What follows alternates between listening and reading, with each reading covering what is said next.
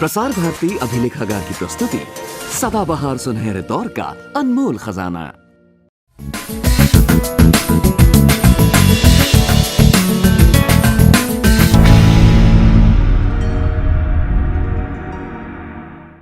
आज हमारे स्टूडियो में आमंत्रित अतिथि हैं अशोक भौमिक, जाने माने चित्रकार, कला समीक्षक और लेखक भी। इनका लेखन भी बहुत विस्तृत है, जैसे इनकी चित्रकला है। सबसे पहले अशोक जी, मैं आपका स्वागत करता हूं स्टूडियो में, और बहुत बहुत मुबारकबाद। मुझे आज ही पता लगा कि आपको चित्रकला करते करते पूरे 50 वर्ष हो गए हैं। आपका स्वागत है। बहुत बहुत धन्यवाद आपका।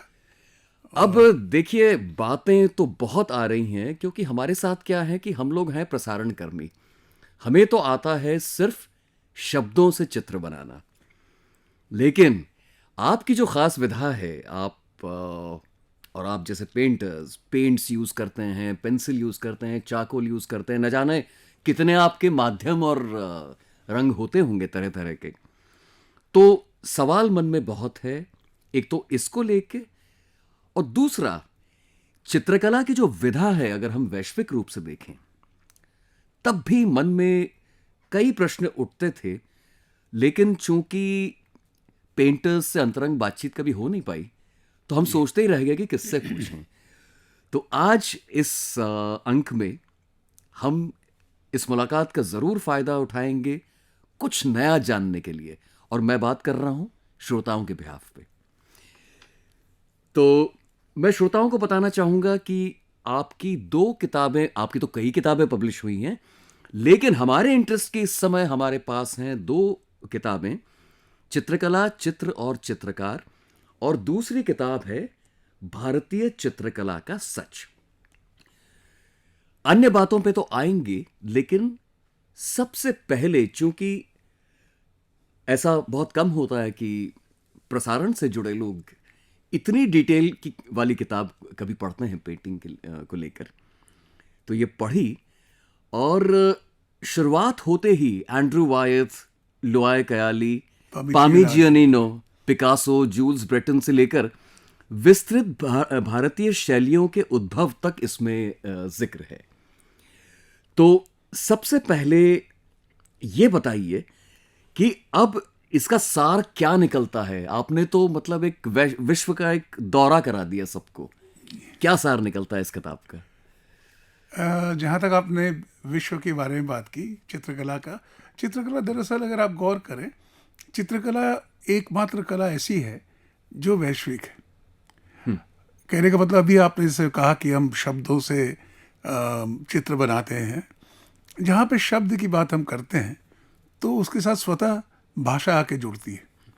जब आप कविता लिखते हैं तो आप बंगला में कविता लिखते हैं, और मैं उर्दू में लिखता हूँ, वो कोई फ्रेंच में लिखता है।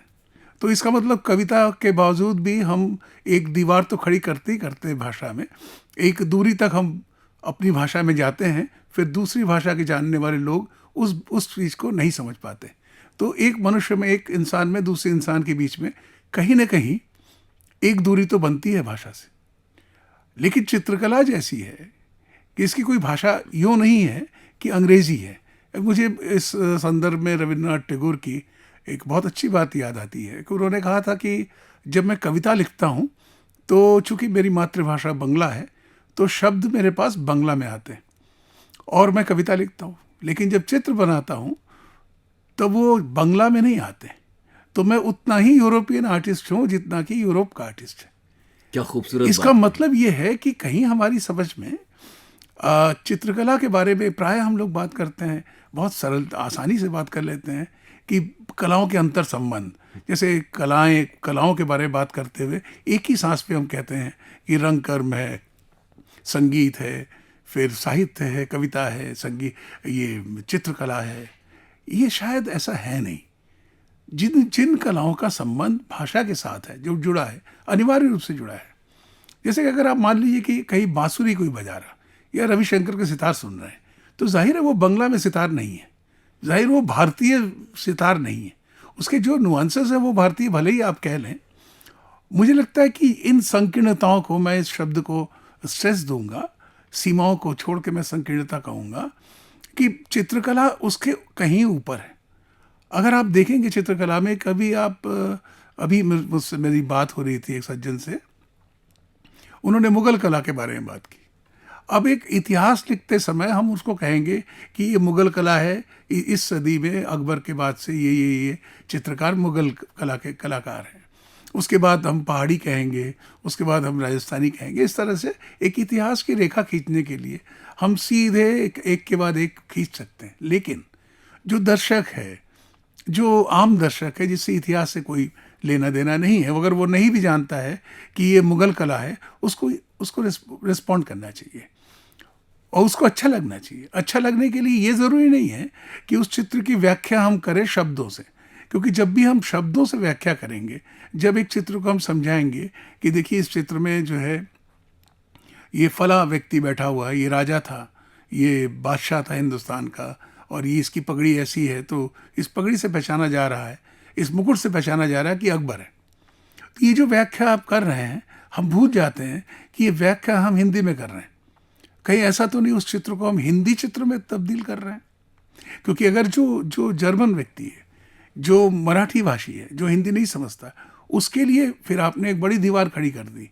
जो वैश्विक था, जिसकी कोई भाषा नहीं थी, उसको आपने भाषा में बांधा। दायरे में। मैंने संकीर्णता शब्द इसलिए प्रयोग किया है कि आज के तारीख में भी हिंदुस्तान में जब हम चित्र के जो जो जिस जिस तरह के चित्र हम आसपास देखते हैं, उसमें आप देखिएगा कि एक नरेशन का, एक व्याख्या का, एक कंसेप्ट का, मैंने क्यों बनाया है चित्र, इसका बोलबाला बढ़ रहा। लोग जो हैं अपने चित्र के सामने खड़े होके 1 घंटा बोलते हैं, समझाते हैं।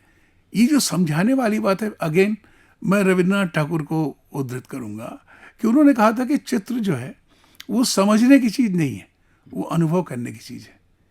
One should not understand, one should not try to understand the painting, he should feel it. Ashok ji, मैं रोक रहा हूं आपको क्योंकि आपने एक ऐसी खूबसूरत बात कही गुरुदेव रविंद्रनाथ ठाकुर के हवाले से कि एक चित्र अनुभव करने की चीज है।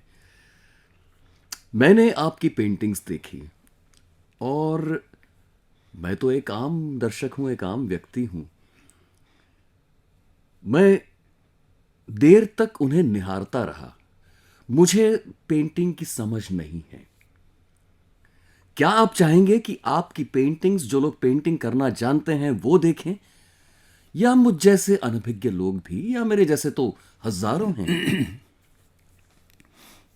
क्या उत्तर देंगे आप उसका? नहीं, इसका उत्तर तो बहुत साफ है, क्योंकि मैं व्यक्तिगत रूप से मानता हूं और मैं चाहता हूं कि इसको अधिक से अधिक लोग माने कि जिस आज़ादी के साथ, जिस स्वतंत्रता के साथ मैं चित्र बनाता हूं, उसी उतनी ही स्वतंत्रता के साथ, उतनी ही आज़ादी के साथ मेरा दर्शक उस चित्र को देखे, और इस देखने के जो एक्सपीरियंस है, जो अनुभव है, उसके बीच में मेरे शब्द या मेरी उपस्थिति ना आए।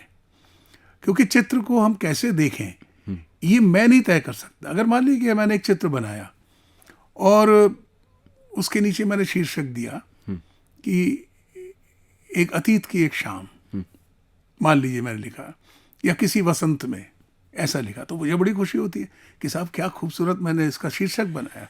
लेकिन इस शीर्षक के ज़रिए मैं आपके ऊपर आपका जो एक लोकतांत्रिक जो अधिकार है उसको मैं छीन रहा हूँ। मैं कह रहा हूँ कि मेरे चित्रों को आप देखिए तो इसी एंगल से देखिए जो मैंने तय कर दिए। अच्छा, ये गलत है। मुझे लगता है कि दुनिया के सभी चित्र मूलतः शीर्षक विहीन है, उसका शीर्षक संभव ही नहीं है। अगर आप मोनालिसा शब्द लिख रहे हैं चित्र के नीचे कि ये मोनालिसा है, या कि आप एक चित्र है जिसके नीचे लिखा है लास्ट सपर है, बावजूद कि आप लिख रहे हैं, ये संभव नहीं कि दुनिया का हर व्यक्ति उसको पढ़ सके। आप जानते हैं कि जैसे रामचरितमानस है, अगर आप देखेंगे कि लोग उसको कंठस्थ है उन लोगों को जो हिंदी शब्द को पहचान नहीं सकते, जिनका अक्षर ज्ञान नहीं है। तो सवाल इस बात का है कि हम अपने लोगों को, जो हमारे आसपास हमारा समाज है, उसके बारे में गजब किस्म के अंडरमाइन करते हैं। उनको सोचते हैं कि भाई हम इनको पेंटिंग समझाएंगे, ये समझ नहीं पाएंगे, इनको स्कूल ले जाइए, पेंटिंग सिखाइए, सीखने के बाद ये देखने लायक हो जाएंगे। मेरे ख्याल से ऐसी बातें हैं नहीं। लेकिन अशोक जी, अब इसी से एक और सवाल निकलता है। आपकी सपोज एक दीर्घा में एक प्रदर्शनी लगी हुई है आपके चित्रों की, जी। वहां पर सुधीजन भी आएंगे आपके क्षेत्र के, और मुझ जैसे भी आएंगे। मुझ जैसे बहुत हैं, जैसे मैंने पहले कहा था। समीक्षा या आलोचना दोनों तबके करेंगे अपनी अपनी समझ से। क्या एक आम व्यक्ति की आलोचना पर आप महज हंस देंगे कि अरे इसको तो कुछ पता नहीं है, फिर भी ये कह रहा है कि अरे यहां पर ये लाइन ऐसी होती तो? आप कैसे देखते हैं इस तुलनात्मक मुझे तो इस सुधीजन शब्द से ही थोड़ी सी आपत्ति है क्योंकि जो भी दर्शक मेरा है वो दर्शक है, उसमें कौन सुधीजन है कौन नहीं है, क्योंकि सुधीजन एक बहुत जटिल शब्द है आज के संदर्भ में। आज के संदर्भ में अगर मेरे जेब में 1 करोड़ रुपए हो और मैं अगर किसी प्रदर्शनी में दाखिल हो जाता हूँ, तुरंत मैं सुधीजन हो जाता हूँ, क्योंकि मैं तय करता हूँ मेरे हिसाब से। जो चित्रकार है मेरी ओर देखता है कि आपको लाल रंग पसंद था सर, और मैंने देखिए लाल रंग के चित्र बनाए हैं। तो इस तरह के सुधीजनों की संख्या जब बड़ी है तो आम आदमी से चित्रकला की दूरी भी बढ़ी है। इसलिए मैं समझता हूँ कि जो भी व्यक्ति, हर व्यक्ति चित्रकला का दर्शक है। कहीं ना कहीं किसी न किसी तरह से वो पूरे दिन में वो चित्रों से वो रूबरू होता है। आप ये समझ लीजिए, जिस व्याख्या की बात हम कर रहे हैं, जिस सुधीजन की बात हम कर रहे हैं, अगर आप हिमालय के पास चले या किसी पर्वत के सामने खड़े हों और एक बहुत खूबसूरत बादल छाए हों, वहाँ पे बहुत खूबसूरत रोशनी हो, आप देख के कहते हैं कि वाह, पर बगल का आदमी आपसे नहीं पूछते इसका मतलब क्या हुआ। तो चित्रकला को उसी तरह से अनुभव करना पड़ेगा जिस तरह हम प्रकृति का अनुभव करते हैं, और एक बहुत व्यक्तिगत अनुभव। बिल्कुल उसकी आज़ादी है। उसकी आज़ादी मैं अपने समस्त दर्शक को देता हूँ कि भाई आप अपने ढंग से देखिए, और देखने से ही देखने की तमीज़ बनती है। और ये मान लेना कि सुधीजन कुछ लोग समझते हैं आर्ट और कुछ लोग नहीं समझते हैं, इस थ्योरी पे मैं विश्वास नहीं करता। क्योंकि जो वर्ग है जो ये तय करता है कि कला इस तरह की होनी चाहिए, वो केवल 1% है। बाकी 99% लोग उसको फॉलो करते हैं कि हाँ साहब, वो 1% ने कहा है कि ये अच्छी कला है, 1% ने कहा है कि अशोक भौमिक एक बड़े चित्रकार हैं, तो 99% व्यक्ति कहता है कि हाँ ज़रूर चित्रकार बड़े होंगे। ये गलत है। ये अनडेमोक्रेटिक भी है। मुझे लगता है कि ये हर जगह पे है, साहित्य में भी है, हर जगह पे है। ऐसे मान लीजिए कि आप प्रसारण में जुड़े हुए हैं, आप लोगों से संगीत के साथ ज़्यादा संबंध है। अगर मैं कुछ नहीं जानता हूँ, मुझे कुछ नहीं पता है, पर जो गाना गा रहे हैं अगर उसमें सुर गलत लगेगा तो मैं पकड़ लूँगा, मुझे नहीं अच्छा लगेगा। शोर और संगीत का जो फ़र्क है वो एक बच्चा भी जानता है। चित्रकला में भी चित्र और अच्छा बुरा का जो फ़र्क है वो सब जानते हैं। क्या बात कही आपने। हम लोग उसको नहीं समझ पाते, हम लोग अंडरमाइन करते, इसलिए इतनी कला शिक्षा, इतने प्रसारण और इतने कार्यक्रम हम करते हैं कि लोगों को पेंटिंग समझ में आ जाए। पर मुझे नहीं लगता है कि ये कोई समस्या है।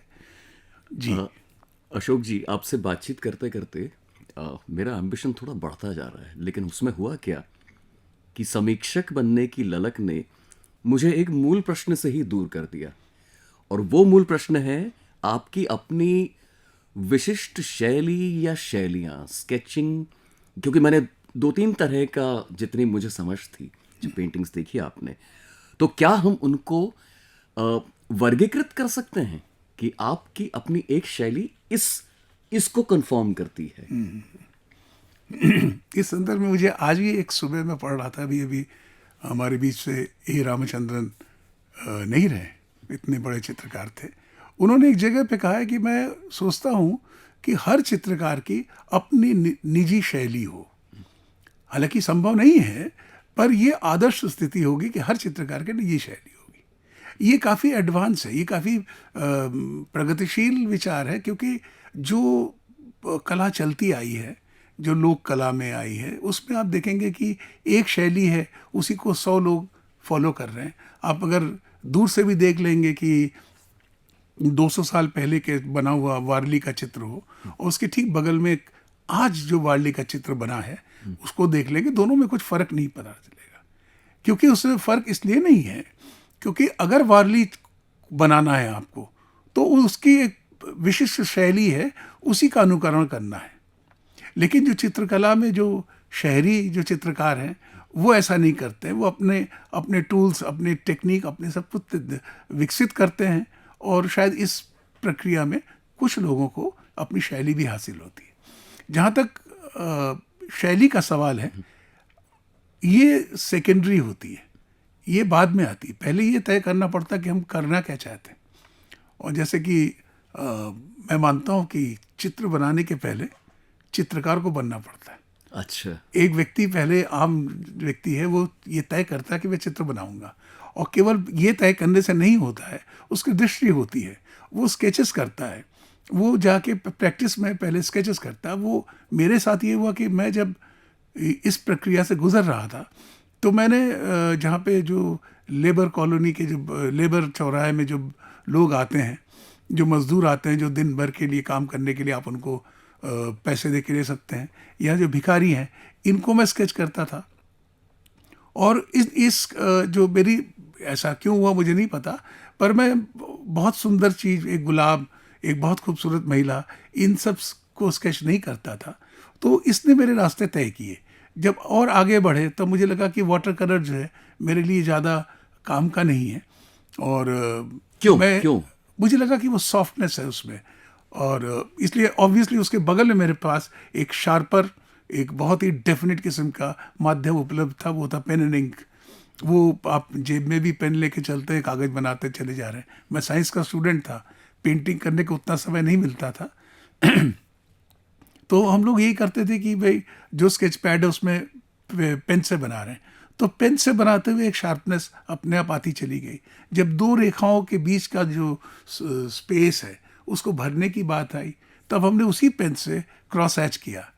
क्रॉस हैच करके उसको भरा नहीं, उसको रंग से नहीं भरा, बल्कि बारीक लाइनों से उसको भरा। इस तरह से धीरे धीरे धीरे आज आके 50 साल बाद लगता है हाँ मेरी एक शैली है। पर इस शैली के बनते समय बहुत सजग रूप से कि भाई मैं ऐसा कुछ करूँगा जो किसी ने ना किया हो, या मैं किसी को कॉपी ना करूँ, ऐसी बातें होती नहीं है। आप अपना काम करते चले जाते हैं, अचानक पाते हैं कि हाँ आप औरों से थोड़ा सा भिन्न है। पर वो तय करके चलना कि मैं औरों से भिन्न ही होऊंगा, ये शायद मुश्किल काम है। कम से कम मेरे लिए तो संभव नहीं था।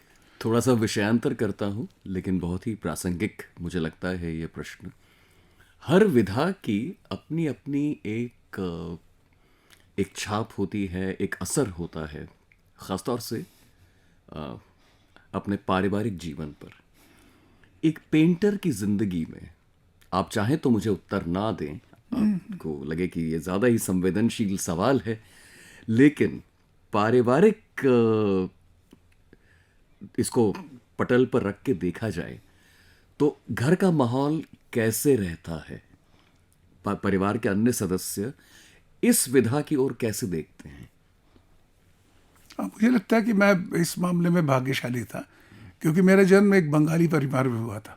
तो बंगालियों में आमतौर से कला के प्रति एक उनकी दृष्टि अलग रहती है। लेकिन साथ ही साथ ये भी रही कि जब मैं इंटरमीडिएट पढ़ रहा था तब मुझे लगा कि मुझे आर्ट्स कॉलेज में जाना चाहिए। पर मेरे माता पिता का कहना था कि आप पढ़े लिखे हैं, इसका प्रमाण ये है कि आप पोस्ट ग्रेजुएट हैं, और वो भी ये नहीं कि कहीं बीए से पास करके एमए कर लिया, फिर ना एमएससी। अगर साइंस में आप हैं तो ये एक मूल धारणा थी। हम लोग 3 भाई थे, मैं सबसे छोटा, और वो दोनों ही इंजीनियर और साइंटिस्ट बने, और मुझे जाना पड़ा साइंस में। और इस तरह से मेरे घर में और कोई परेशानी चित्रकला को लेके नहीं हुई। लेकिन मैं यहाँ एक बात और भी कह दूँ कि जिस तरह हम लोग समझते हैं, या और कलाकारों के बारे में तो मैं नहीं कह सकता, पर मेरा अपना अनुभव है कि कलाकार अंततः बहुत अकेला होता है। उसके लिए परिवार और समाज में बहुत अंतर नहीं होता है। कहने को तो हम ज़रूर कहेंगे कि ये मेरा परिवार है, ये मेरे पड़ोसी है, पर अंततः वो समाज का ही होता है। और वो चाहे वो कबूल करे ना करे, मुझे लगता है कि हम लोग झूठ तो नहीं बोलते, लेकिन कम से कम अभिनय तो करते ही करते हैं। पर मूल जो चिंता रहती है वो कला ही रहती, उसमें परिवार और उसमें समाज और इसमें ये सब चीज़ें जो आती जाती रहती है। पर कला की दुनिया अपनी होती है। एक ऐसा कलाकार आपका बहुत दोस्त बन जाता है जो आज से 200 साल पहले जिसकी मृत्यु हुई, वो जो अमेरिकन आर्टिस्ट रहा हो, जिसकी पेंटिंग देख के आपको लगा हो कि बहुत बहुत प्रेरणा मिल रही है, तो अनजाने में आप उसके कुछ तत्व अपने अंदर ले लेते हैं।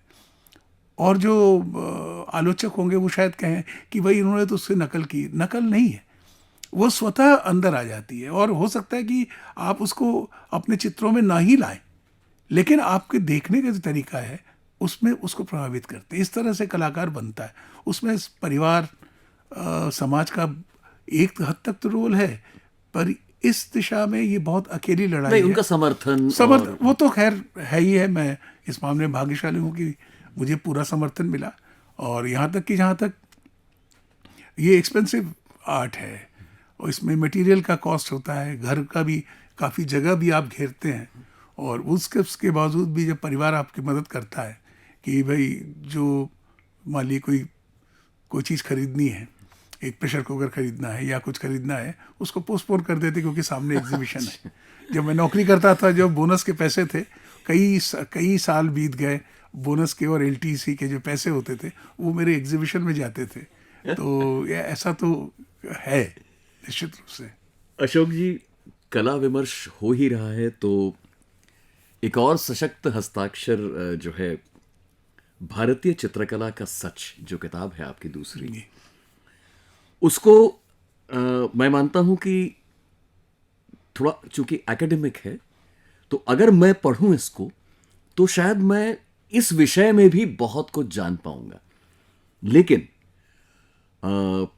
जो इसका एक अध्याय है महात्मा गांधी और चित्रकला, इसमें आपने गांधी जी का जो दृष्टिकोण था कला को लेके, चित्रकला को लेके, उस पे आपने ज्यादा फोकस किया है, या महात्मा गांधी पर जो चित्र बने हैं, मैं समझता हूं पूरी दुनिया में बने हैं, जी जी, उस पे ज्यादा फोकस है? ये तीनों ही बातें, क्योंकि जो मैंने सबसे पहले कहा कि जो अनुभव करने की बात है, और जो मैंने कहा चित्र को समझने से बजाय अनुभव किया जाना चाहिए। महात्मा गांधी ने यही कहा है कि मुझको आप कला समझाते क्यों हैं, क्योंकि मुझे अनुभव करने दीजिए। और जाहिर है कि महात्मा गांधी रविन्द्रनाथ टैगोर के बहुत नज़दीक थे, और वो नज़दीकी केवल इसलिए नहीं कि एक दूसरे से सीख रहे थे, बल्कि दोनों समान विचार के भी थे। और ये हम उम्मीद कर सकते हैं कि महात्मा गांधी जिस तरह से चीज़ों को देखते थे, जिस तरह से उनका एक्सपोजर था, उन्होंने ये बात कही है। लेकिन मेरा इस विषय पे जो मैं काम कर रहा था, उसको थोड़ा सा आगे हट के बात कर रहा हूँ कि हमारे यहाँ देखिए, जो चित्र का जो वो है, अनुभव है, जो experience of looking at A painting, अगर आप देखें हिंदुस्तान में हम चित्र से ज़्यादा मूर्ति से परिचित रहे हैं। जो हम लोग आज पढ़ाते हैं ना, मुगल कालीन चित्र और पहाड़ी शैली और गुलेर और ये तमाम शैलियाँ, ये अंततः राजमहलों और मंदिरों के अंदर ही सीमित रही है। ये आम लोगों के लिए नहीं थी। आज भले कह लीजिए, लेकिन अकबरनामा अगर बनाई गई हो तो जाहिर है कि अकबरनामा के बारे में अकबर की जो पत्नियां थी, उनको भी शायद ना पता हो कि हमारे राजमहल में अकबरनामा नाम की चीज़ बन रही। तो आम जनता की बात छोड़ दीजिए। जबकि मैं मानता हूँ कि चाहे वो संगीत हो, चाहे वो कविता हो, चाहे कहानी हो, चाहे चित्रकला हो, कला अगर है तो उसका एक चक्र बनता है, जिसमें कि शुरू होता है कि आपका आइडिएशन, आपके दिमाग में आती है बात कि हमें ऐसा कुछ बनाना है। फिर आप उसको धीरे धीरे उसको बनाते हैं, बना के आप समाप्त करते हैं। समाप्त करके अब इसमें वो चक्र पूरा नहीं होता जब तक वो दर्शक ना देखे, जब तक वो श्रोता ना सुने, तब तक वो संगीत का चक्र नहीं पूरा होता। इस हिसाब से हिंदुस्तान की चित्रकला का बहुत बड़ा हिस्सा है जिसमें ये चक्र को हम अधूरा पाते हैं। वो बना तो है, अकबरनामा तो बना है, पर वो सार्वजनिक प्रदर्शन के लिए नहीं बने थे। और कला अगर सार्वजनिक प्रदर्शन के लिए नहीं है तो वो कला नहीं है। ये पूरा चक्र जो है वो बनना चाहिए। वो इतिहास लेखन का एक हिस्सा है। जैसे आप मुगल आर्ट में देखेंगे कि वर्टिकल पेंटिंग्स हैं, जैसे कि किताब में वर्टिकल कॉलम में उनका इतिहास लिखा गया है, उसी तरह लिखा गया। इसी के साथ एक झूठ भी अंदर आती है। जैसे हम अगर बादशाह हैं तो हम चाहते हैं कि हमें इस तरह से लिखा जाए इतिहास में कि मैं बहुत वीर था। मैंने अकबर का चित्र एक है कि अकबर गेंडे का शिकार कर रहे हैं और भाले से, अब वो उन्होंने लिख दिया इतिहास को, तो चित्रकार ने भी बना दिया। पर ये कहाँ तक सच है कि ये गेंडे का शिकार भाले से संभव है, पर चित्र में संभव बनाया गया। इस तरह से चित्रों में झूठ की भी स्थापना की जाती है, या झूठ ना भी शब्द का प्रयोग करे जरा कटु लगता है। एक अपने हिसाब से जो हमारे देश में राज सत्ता और धर्म सत्ता, इन दोनों की कोशिश ये रही है कि हम अपनी बात को चित्रकला के माध्यम से स्थापित कर लें, क्योंकि चित्रकला में एक ऑथेंटिसिटी होती है। जहाँ से मैं शुरू कर रहा था जी, हिंदुस्तानी ने चित्र देखना कब सीखा? जाहिर है कि राजा रवि वर्मा के चित्र हर हिंदुस्तानी के पास उपलब्ध नहीं था। सबसे पहले 1880 के आसपास जब छपाई हिंदुस्तान में आती है, जब रंगीन छपाई सूरत और अहमदाबाद के कपड़ों के मिलों के जो लट्ठे होते हैं उसके ऊपर लेवल में रंगीन छपाई हम लोग जर्मनी से करा के लाते थे लोग, तो उसमें जब देवी देवताओं के चित्र आए तो पहली बार हिंदुस्तान के लोग देवी देवताओं से परिचित हुए। ये बहुत महत्वपूर्ण है, क्योंकि रंगीन चित्रों का कहीं भी जिक्र नहीं था। लिथोग्राफ थे, ब्लैक एंड वाइट थे, पर रंगीन छपे चित्रों का मतलब ये है कि राजा रवि वर्मा का एक चित्र है, एक प्रदर्शनी में प्रदर्शित हो रहा है, पर राजा रवि वर्मा के उसी चित्र के अगर 2000 कॉपीज बन रही है तो 2000 घरों में जा रहा है। 2000 घरों में जाने पे पहली बार हिंदुस्तान की जनता को लगा कि जो दीवार है, ये दीवार की खूंटी से कपड़े टांगने का काम नहीं होता, केवल इसमें कुछ टांगा जाता है जिसको पेंटिंग कहते हैं। तो ये हमारा इतिहास बहुत पुराना नहीं है। भले हम चित्रकला के इतिहास को इतना लंबा कह लें, पर आम जनों के साथ चित्रकला का जो परिचय है वो मुश्किल से 150-200 साल का है। इसलिए हमारी जो परेशानियाँ, हमारी जो समस्याएं हैं वो विदेशों से भिन्न है। तो महात्मा गांधी को मैंने इसी तरह से देखा है कि जिस तरह से 1880 के बाद से जो चित्र बने उसमें देवी देवताओं के चित्र ही बने, और हम सरस्वती से परिचित हुए, हम शिव से परिचित हुए, हम राम और कृष्ण और शिव के नीले रंग से परिचित हुए, जो मूर्तियों संभव नहीं था। इस तरह से जो परिचिति हुई, घरों में मंदिर बनने लगे, वो चित्र आए, लोगों ने पूजा शुरू की। तो इस परिवर्तन के बाद जब महात्मा गांधी का दौर आता है, महात्मा गांधी के दौर में कानपुर में, लाहौर में, दिल्ली में, इलाहाबाद में तमाम प्रेसों ने उनके ऊपर पोस्टर्स बनाए थे। उसमें मोतीलाल नेहरू, महात्मा गांधी और जवाहरलाल नेहरू केंद्र में थे, और महात्मा गांधी के जीवन के जितने भी महत्वपूर्ण पक्ष थे उसको लोगों तक पहुंचाने के लिए, देखिए वहाँ पे भाषा का इस्तेमाल नहीं हुआ, वहाँ चित्र बने, और उस चित्र के जरिए, जैसे कि एक बहुत फेमस चित्र हम जानते हैं उस दौर का, जिसमें कि सुभाष चंद्र बोस भारत माता के सामने अपनी गर्दन काट के दे रहे हैं। यहाँ तक कि भारत माता ही, पूरा जो भारत माता का जो इमेज है वो एक चित्र के माध्यम से आता है। फिर हम देखते हैं कि सिंह वाहिनी जो दुर्गा है उसको भारत माता में तब्दील किया गया। तो इस तरह से चित्र का तो अपना महत्व है, पर महात्मा गांधी के जीवन में उनके ऊपर तमाम पोस्टर और चित्र बने, और उसी का जिक्र मैंने इसमें किया है। अशोक जी, चित्रकला की वैश्विक उद्भव यात्रा को एक आम व्यक्ति जब देखता है तो ऐसा लगता है कि ये विधा जो है ये पुरुष प्रधान है, क्योंकि फीमेल पेंटर्स के नाम अगर कोई मुझसे ही पूछ ले कि कोई याद आ रहा है तुरंत, तो ज़्यादा से ज़्यादा मुझे एक नाम याद आएगा, अमृता शेरगिल। उसके अलावा मतलब आप लोगों के जो क्षेत्र है उसमें शायद बात होती हो और फीमेल पेंटर्स की, लेकिन क्या हमारा अवलोकन सही है? कुछ हद तक नहीं, बिल्कुल कुछ हद तक नहीं, आपका अवलोकन बिल्कुल सही है। और इस मामले में विश्व के अन्य देशों को भी देखें, अगर उनको आप सामाजिक इतिहास की ओर नज़र दौड़ाएं तो महिलाओं का स्थान जो था वो घर के चार दीवारी के अंदर था।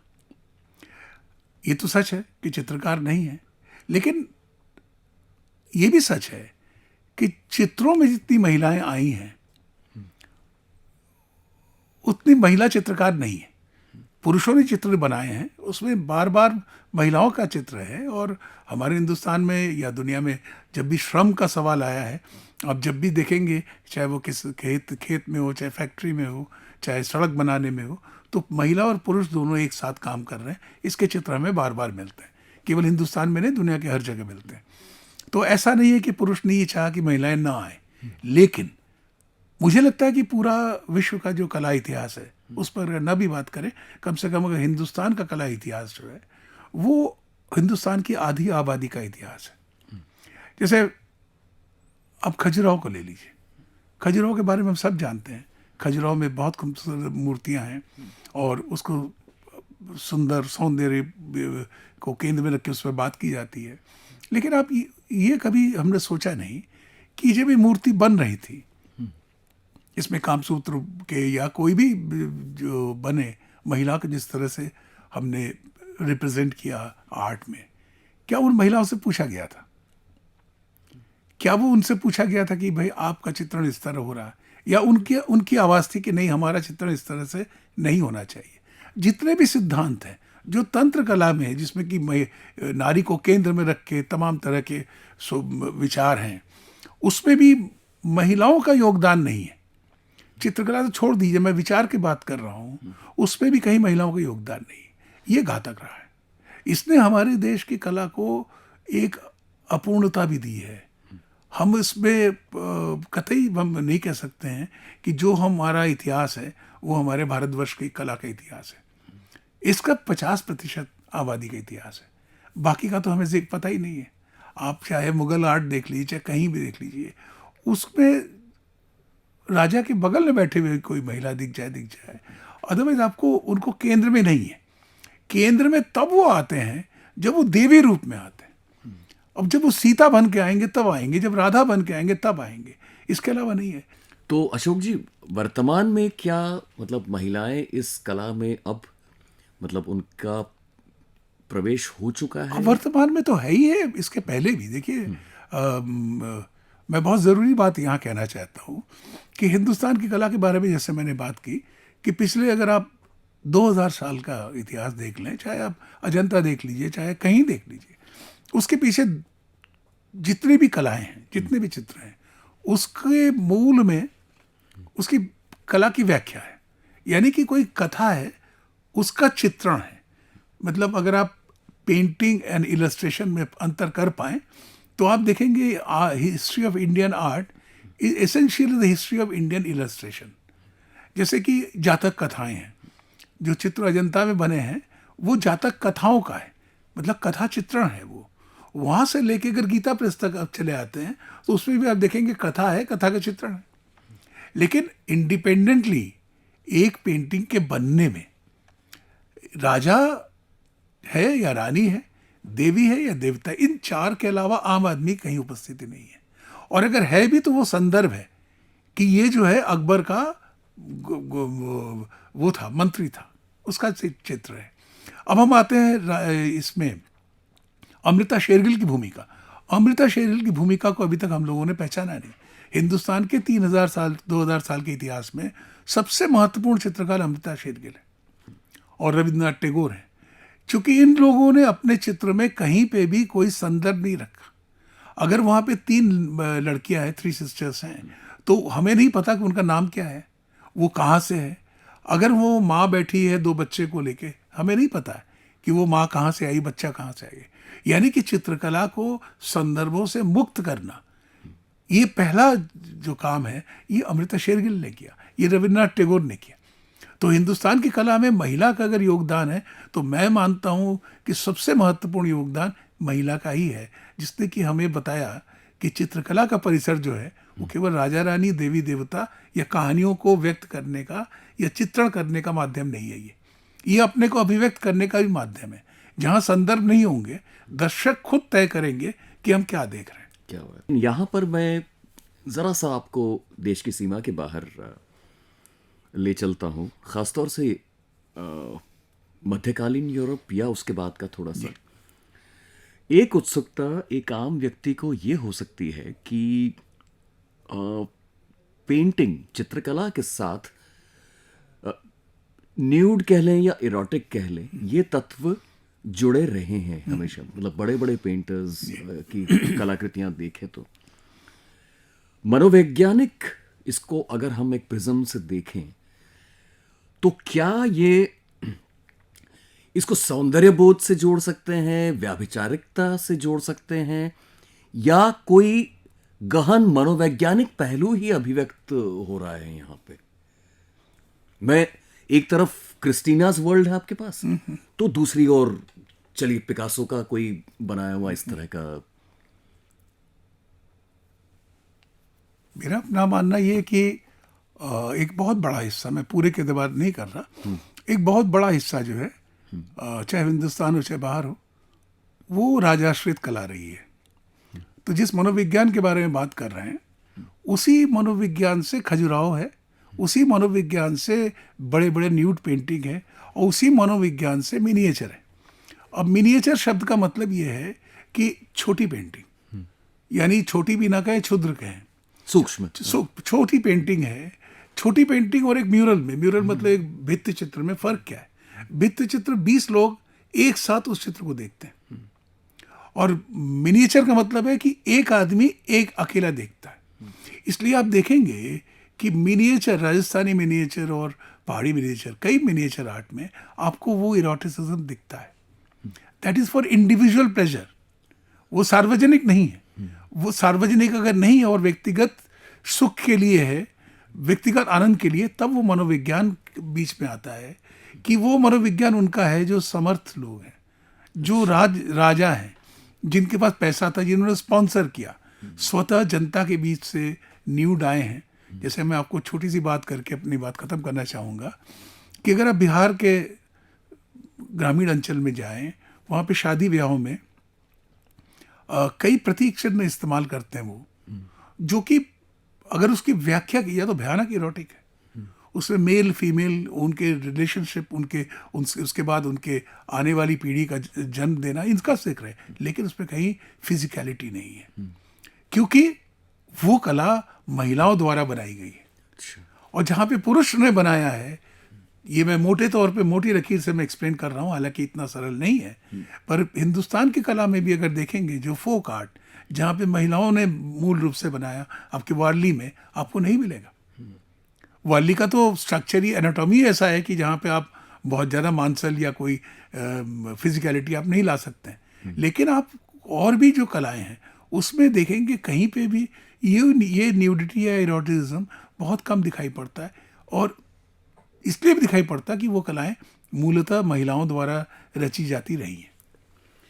अशोक भौमिक जी, जो लोग भी हमें अभी सुन रहे थे या देख रहे थे, मुझे आशा है, बल्कि पूरा विश्वास है कि इस संवाद से जुड़े जो मार्मिक, दिलचस्प और गहन पहलू थे, सभी से उनके लिए कोई ना कोई ऐसा मतलब लाभप्रद बिंदु जरूर निकलेगा जिसका उन्हें बाद में फायदा होगा कला की दृष्टि से।